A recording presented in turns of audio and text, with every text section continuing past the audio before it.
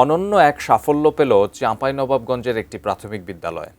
২০২৫ সালের প্রাথমিক বৃত্তি পরীক্ষায় বিদ্যালয়টি থেকে ৫৩ জন শিক্ষার্থী অংশ নিয়ে ৫২ জনই বৃত্তি পেয়েছে। জেলা জুড়ে আলোড়ন তোলা এই অভাবনীয় অর্জনের পেছনের গল্প এবং শিক্ষক শিক্ষার্থী ও অভিভাবকদের উচ্ছ্বাসের চিত্র তুলে ধরেছেন আমাদের চাঁপাইনবাবগঞ্জ প্রতিনিধি মোহাম্মদ নাদিম হোসেন। চাঁপাইনবাবগঞ্জ শহরের ঐতিহ্যবাহী বিদ্যাপীঠ নবাবগঞ্জ মডেল সরকারি প্রাথমিক বিদ্যালয় ২০২৫ সালের প্রাথমিক বৃত্তি পরীক্ষায় তাক লাগানো সাফল্য পেয়েছে বিদ্যালয়টি। ৫৩ শিক্ষার্থী পরীক্ষা দিয়েছিল, ৫২ জনই অর্জন করেছে সরকারি বৃত্তি। তাদের মধ্যে ৪০ জন ট্যালেন্ট পুলে এবং ১২ জন সাধারণ গ্রেডে বৃত্তি পেয়েছে। ১২ জুলাই ফল প্রকাশ হওয়ার পর খুশির জোয়ার বইছে শিক্ষার্থী, শিক্ষক, অভিভাবক সবার মাঝে।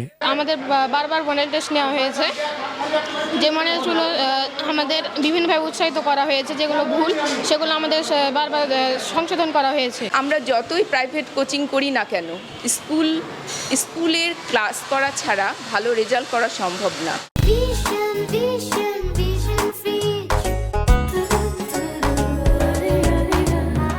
শিক্ষক ও অভিভাবকরা বলছেন, প্রাইভেট বা কোচিং সেন্টারের উপর নির্ভর না করে শতভাগ বিদ্যালয়মুখী হওয়ার কারণেই এই অর্জন।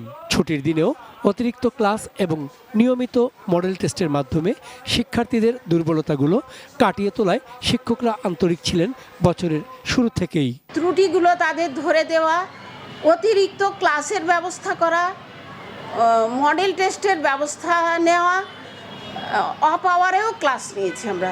নবাবগঞ্জ মডেল সরকারি প্রাথমিক বিদ্যালয়কে দেশসেরা মডেল হিসেবে গড়ে তুলতে প্রয়োজনীয় সহযোগিতা দেয়া হবে আশ্বাস শিক্ষা কর্মকর্তাদের। ১৪৫ জন শিক্ষার্থী ছিল পঞ্চম শ্রেণীর, 40% হিসেবে ৫৩ জন অংশগ্রহণ করে তার মধ্যে ৫২ জন বৃত্তি পেয়েছে।